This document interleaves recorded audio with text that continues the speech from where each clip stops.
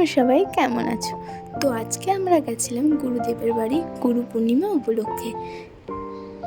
প্রত্যেক বছরই গুরু পূর্ণিমা উপলক্ষে রাধাকৃষ্ণের পুজো করা হয়, তো আমরা সেখানেই গেছিলাম। প্রথমেই আমরা চলে গেছিলাম রাধাকৃষ্ণের মন্দিরে।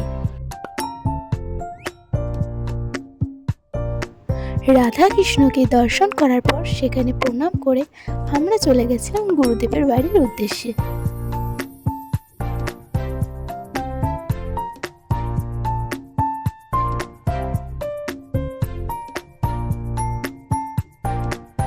বাড়িতে প্রবেশ করেই আমাদের সাথে আলাপ হয় এই ছোট্ট বাচ্চাটার। কি কিউট না?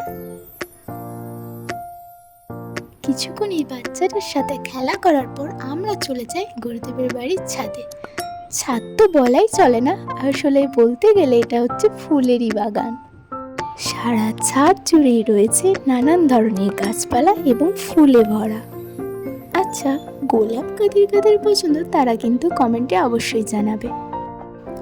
নানান ধরনের গাছপালা এবং ফুল, অর্ধেক ফুলের তো আমি নামই জানি না। এই দেখো, এই গাছপালার মধ্যে বড় জবাটা লুকিয়ে লুকিয়ে দেখছে। সে ভাবছে যে আমাকেও কখন ছুঁয়ে দেখবে। এই গাছটাকে দেখে আমি তো বুঝতেই পারিনি এটা গাছ নাকি ফুল। আচ্ছা, এই গাছটার নাম জানলে তোমরা অবশ্যই কমেন্টে জানাবে। বাড়ির পাশেই ছিল একটা বড় পুকুর। এই দেখো, আমরা এখানে এসেছি বলে বাচ্চাটা আমাদের সঙ্গে চলে এসেছে। আমার কিন্তু বাচ্চাদের ভীষণ ভালো লাগে। কিছুক্ষণ পরেই এখানে ভগবত গীতা পাঠ করে শোনানো হচ্ছিল।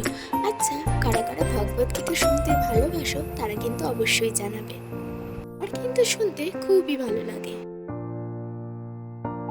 তো সব অনুষ্ঠান শেষ করে প্রসাদ খেয়ে আমরা বেরিয়ে পড়ি বাড়ির উদ্দেশ্যে। তো চলো, বাই, পরের ব্লগে দেখা হচ্ছে।